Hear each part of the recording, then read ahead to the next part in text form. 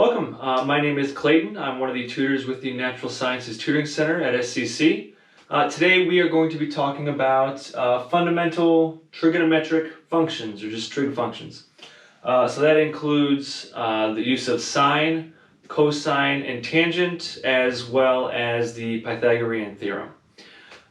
So let's start by talking about a triangle here. When you are going to be using these particular trig functions, they're in reference to a right triangle. So a right triangle is going to have a right angle, a 90-degree angle in there somewhere. So first let's kind of talk about the sides here. So let's label these guys. I'm going to call this one C, and we'll call this one A, and then B right here.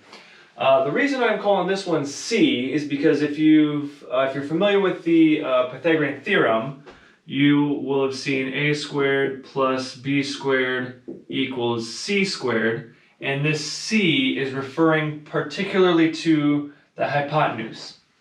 So let's kind of talk about that real quick here. We have our right angle. The side that is directly across, or opposite I should say, of the right angle is called the hypotenuse. So let's see if I can spell this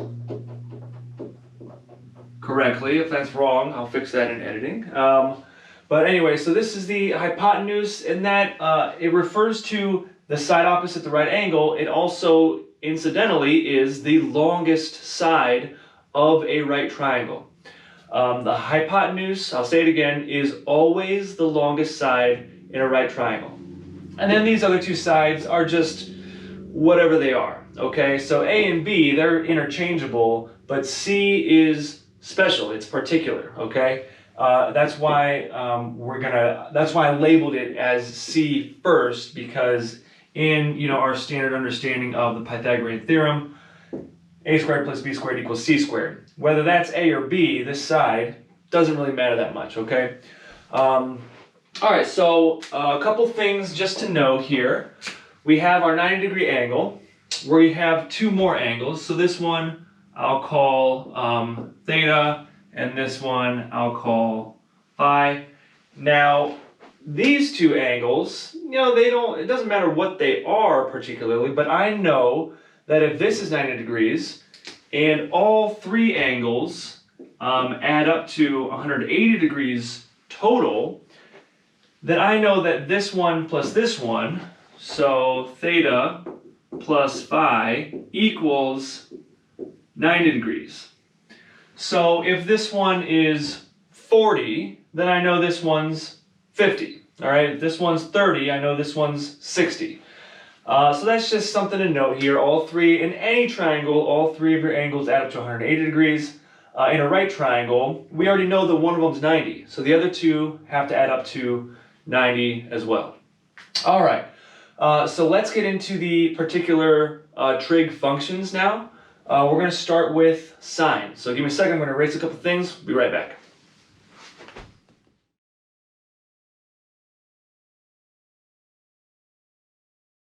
Okay, all I did here was kind of clear off some of the mess that I made here. I kept our angles. We're still going to call this theta, and we'll still call this phi, and then we have our sides A, B, and C. All right, so let's talk about sine. So sine looks like this, but if you've ever seen it like on your calculator or whatever in writing, it's usually just this, sine, and then it's going to be sine of some angle. I chose theta here, okay? So sine refers to the ratio of the lengths of two different sides of this triangle. Particularly, it refers to the length of the opposite side over the hypotenuse. Okay, so the opposite side, it's in reference to the angle that we're talking about. So if I'm talking about theta, the opposite side from theta is right here. So in this case, sine of theta equals side B over the hypotenuse. And the hypotenuse never changes. It's always going to be opposite of our 90-degree angle. So that would be B side B over C. And again, we are talking about the lengths, the proportion or the ratio of side B, how long it is, to how long side C is. For some given angle, so let's just say that theta is 50 degrees. That means the proportion of, or the ratio, same thing, the ratio of B to C, the length of those sides is always the same. It's some constant value, okay? So if I plug in sine 50 in my calculator, sine of 50, I get 0.766. So this equals 0.766. That means that B, the length of B over C equals 0.766, or, here, let's write this up here, B to C equals 0.766 to 1. If the length of C equals 1, the length of B is 0.766, I don't know, meters, right? 1 meter, 2.766 meters, okay? That's what this actually means. This ratio, if theta is 50 degrees, is always true. That's a constant value, okay? And that's what the sine, cosine, and tangent, they're just ratios of the lengths of the sides for some given angle. That's all it is, okay? So all three of these are defined similarly. All right, so I'm going to erase a couple things here and rewrite, because this was just an example. So sine of theta equals the opposite side over the hypotenuse side. Let's do sine of phi. So sine of phi equals, well, sine says that's the opposite side over the hypotenuse. So it's still going to be opposite over hypotenuse. But in this case, the opposite is in reference to a different angle. The opposite angle from phi is, in this case, A. It's this side. So I would say that equals A over C.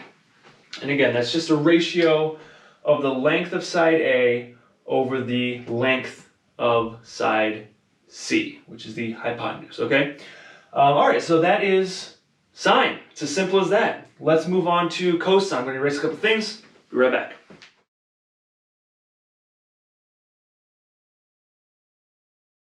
Okay, so time to move on to cosine. So cosine, and again, that's going to be spelled like this, and on your calculator you will see COS, cosine. So now cosine, we'll use theta again, equals, it's going to be the adjacent side over the hypotenuse. And again, adjacent is referring to the side based on this angle. So if I'm using theta, I already know that this is the opposite side from here, right? This side is the adjacent side. The hypotenuse is always defined. So from any given angle, we either have an opposite or an adjacent. And the hypotenuse never changes. So in this case, that's going to equal the length of side A over the hypotenuse, side C. And again, this is referring to a ratio of the lengths of these sides. That's all it is. And so here, I'm going to go ahead and use cosine of 50 again, because, we kind of did that earlier. So cosine of 50 equals 0.643.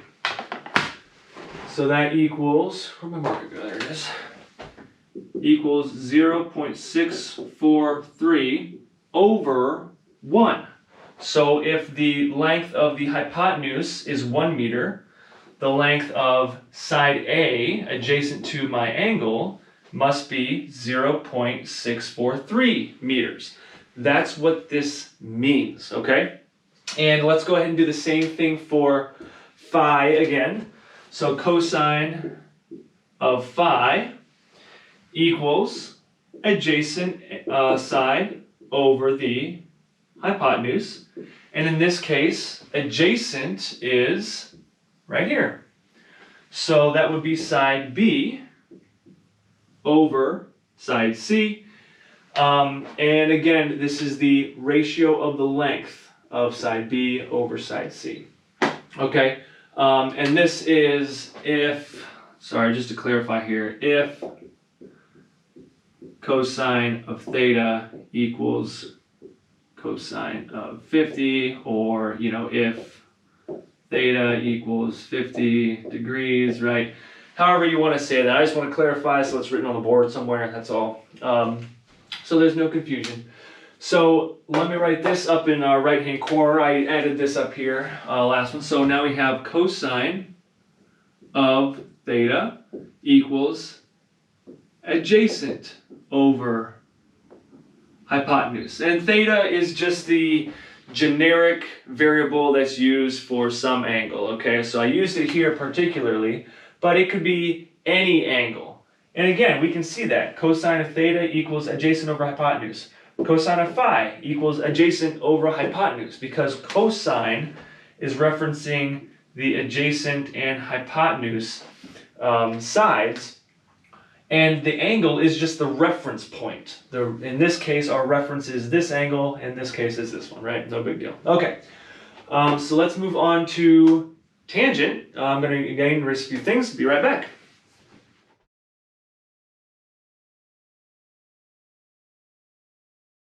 All right, welcome back. So we have our triangle here again, and now it's time to talk about tangent, the last of our three, fundamental trig functions. Tangent of theta, so you'll see tangent T-A-N-G-E-N-T, tangent, and on your calculator you'll see it as just T-A-N, and then, likely a theta around there somewhere. So again, so tangent of theta, of our theta particularly, equals the length of the opposite side, or the ratio of the length of the opposite side over the length of the adjacent side. So in this case, the opposite side of our theta, that's B. So that equals the length of side B over the adjacent side, that's side A. So in this case, we exclude the hypotenuse. All right, no worries. We have three sides, and we would expect to have a function that addresses all three options at some point. Let's talk about the tangent of phi now. So tan of phi, it still equals the opposite side over the adjacent side, but in this case our reference changed. So the opposite side now is A.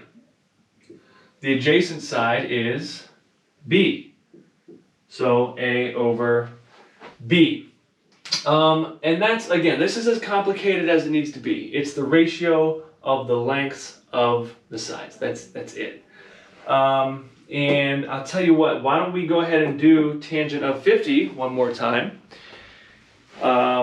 Just to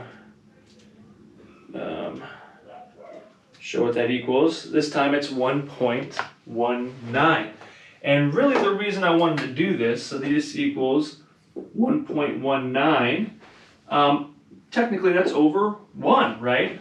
So in this case, we would expect side B to be larger than side A. If side B is 1.19 meters, side A is 1 meter. So let's evaluate these real quick. I'm going to put tangent up here. So tangent of theta equals the opposite over the adjacent. So let's just, again, evaluate these. Sine of theta equals opposite over the hypotenuse. If the hypotenuse is always the longest side, then this ratio can never be greater than 1. It can never be 1, actually. Cosine of theta is the adjacent over the hypotenuse. So now we have this side over the hypotenuse for our theta. Once again, if the hypotenuse is the longest side, we would never expect this ratio to be greater than 1. If that just doesn't make sense, because the hypotenuse is always, the denominator is always going to be larger. For tangent though, it's kind of arbitrary whether the adjacent or the opposite side is going to be larger. If this is 50 degrees here, then we would expect this side to be larger than this side. And in fact, that is exactly what we see here. But if I put in tangent of 40, well, it better be less than 1, right? So let's put tangent of 40 in. What do you know? 0.84. So in this case, we have 0.84 over 1. And I'm going to erase this mess that I've created here and talk about this for a second. So if I'm saying that this is 50 degrees and this is 40 degrees, and this is tangent of 50 right here, what this says is the opposite side is greater than or longer than, right, the adjacent side. Therefore, tangent of 40 better tell me that the opposite side here is shorter than the adjacent side, because this is B and this is B. And we've already determined that B is longer than A, right? So again, this isn't, maybe the most helpful way to talk about these, but I'm just trying to help you kind of make sense of where this fits in and how we can evaluate these things, right? There is a plug and chug method to do things, but there's also an understanding so that we can kind of safety check ourselves. If I plug in tangent of 50 and find out that B, this side, is longer than this one, then tangent of the opposite, the other angle there, better tell me the same thing, because there's only one ratio of the lengths of these sides, right? So again, those are just kind of safety check type things, right? To help us understand what these are saying or what we can expect. I would never expect the opposite side to be longer than the hypotenuse, because the opposite side is never longer than the hypotenuse. That's part of what a right triangle is, okay? Because this is our largest angle. All right, cool. So that'll do it for our trig functions. Let's now talk about Pythagorean's theorem. So give me a second. Erase these things. Be right back.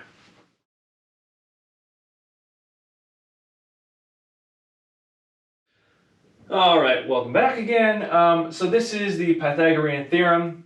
A squared plus b squared equals c squared. Okay, well, all that means is the length of side a squared plus the length of side b squared equals the length of side c squared. So let's put a couple of numbers to this to kind of flesh this out a little bit. We'll say that a equals 4 meters and b equals 6 meters. And let's say where you need to solve for side C. How long is the hypotenuse? Okay, so we'll just plug this in. 4 meters squared plus 6 meters squared equals C squared. Okay, so here I have 16 meters squared plus 36 meters squared equals C squared. And we can, yeah, let's just go ahead and take a square root of both sides then. And solve for c. So c equals, so I'm going to plug this in my calculator here. Give me 1 second. So I will say 16 plus 36 equals, and then square root of that equals 7.2. All right, so c equals 7.2 meters. Does that make sense? 4, 6, 7.2? Yes, it does. We would expect c to be greater than both a and b separately because the hypotenuse should be the longest. So the length of side c in this case is 7.2 meters. Let's do another example where we solve for, let's say we solve for side b.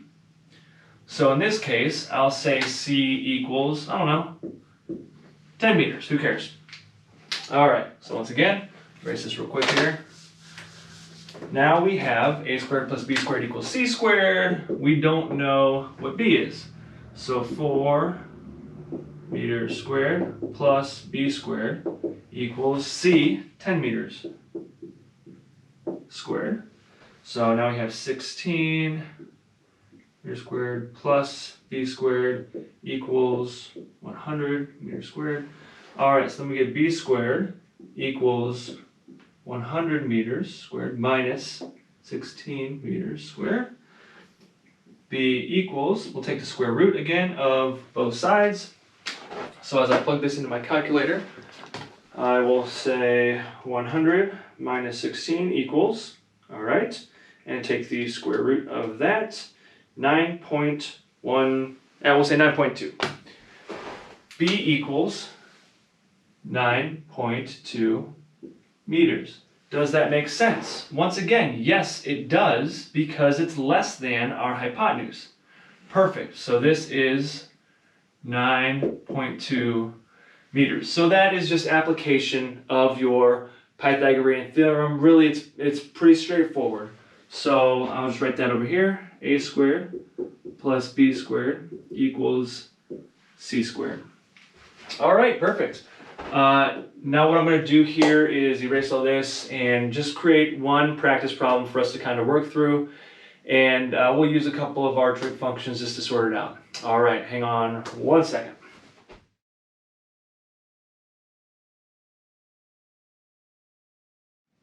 Okay, so here, once again, we have our triangle. That hasn't changed. And I just gave us a little bit of information. We have A equals 5 meters. So the length of this side is 5 meters. And phi equals 20 degrees.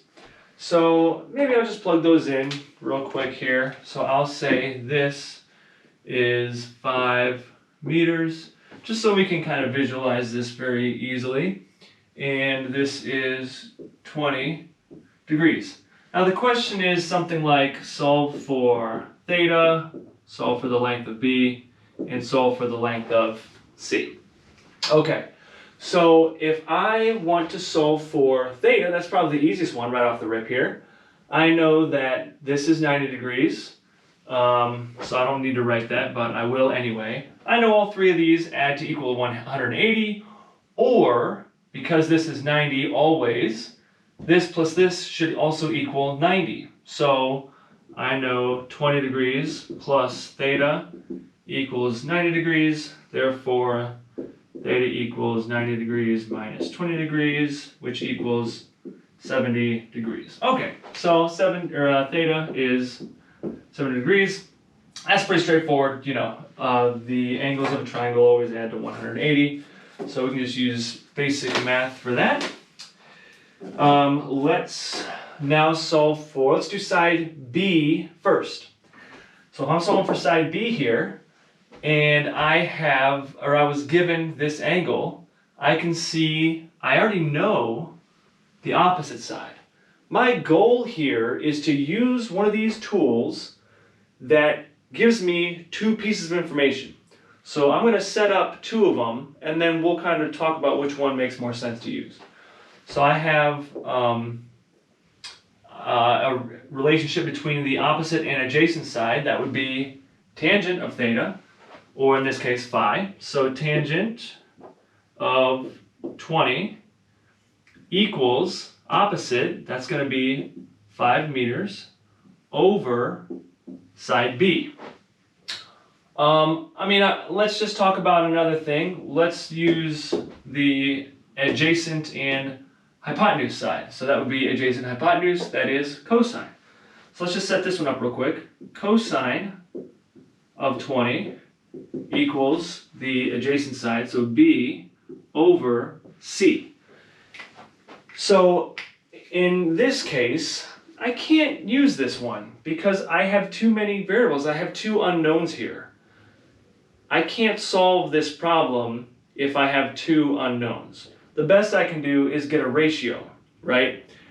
But I don't know what the actual lengths are. In this case, I have phi, A, and B. So I have three variables. Two of them are known, though. There's only one unknown here. So obviously, this is the one I'm going to use to solve for B. This one doesn't do anything for me. So in this case, I can say, all right, we're going to treat this like an algebra problem. B is on the bottom of this fraction. I need to multiply by B on both sides so I can get it out of there. So times B times B. Well, that's going to cancel. So I will get B times the tangent of 20 equals 5 meters. And now I want to divide by tangent of 20 on both sides. So over tangent of 20 over tangent of 20. And that will cancel there. So we are left with B equals 5 meters over the tangent of 20. All right, so get rid of that, sorry. All right, so now we can plug it into our calculator here. And we have 5 divided by the tangent of 20 equals 13.7. Perfect. So B equals 13.7 meters. And let's put that right up here, 13.7 meters. All right, so we solved for our adjacent side. Now we want to solve for the hypotenuse. So my personal preference is to use the information that was provided in the problem.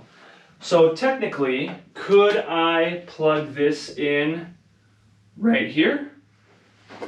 Yes, we can do that. And so we could say, I'll do this same algebra, whatever, and we would get C equals 13.7 meters over cosine of 20. We would get that, and we'll go ahead and plug that in the calculator in a second. What I want to do, though, is after I erase this, I would rather use the information provided to me in the problem. The information provided in the problem suggests that maybe I should use from phi, I have the opposite and the hypotenuse. Opposite, hypotenuse from my reference angle. So I will use sine of 20 equals the opposite. That's going to be 5 meters over C. Once again, we'll go through that. It's that same algebra, so I'm not going to redo it. I'm going to just show the steps. So we get C sine of 20 equals 5 meters. C equals 5 meters over the sine of 20, and that equals something. Okay, so I'm going to plug this one into the calculator first. So C equals 5 meters divided by the sine of 20, 14.6. So this is 14.6 meters.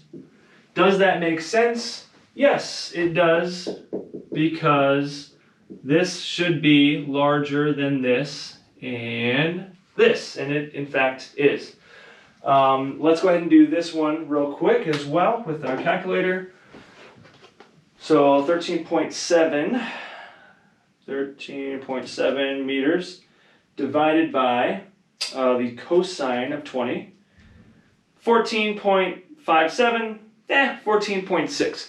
And the reason that I don't like to use this derived number, the 13.7, is because we rounded that. So that rounding error kind of carried over into here. This was 14.662. This was 14.57. So if I had rounded to the hundredths rather than the tenths place value, they would be different numbers, right? Slightly different.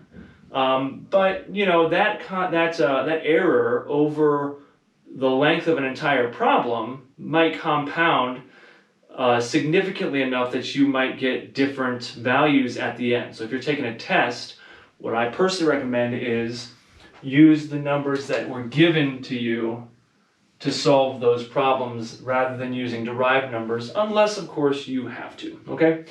All right, perfect. So we already did an example with Pythagorean theorem. We just did an example where you need to use sine or cosine or tangent or trig functions to help solve for the lengths of sides given the side and a single angle. So that's all helpful. Last thing I'm going to leave you with here is just a little, what do they call those things? Mnemonic device. So you may have heard this. So Toa. So that is a reference to sine equals opposite over hypotenuse, cosine equals adjacent over hypotenuse, and tangent equals opposite over adjacent. So that's just an easy way to remember these trig functions right here and what they represent.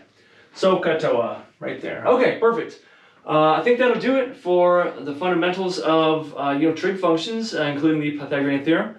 Once again, my name is Clayton. I am one of the tutors with the Natural Sciences Tutoring Center at Scottsdale Community College.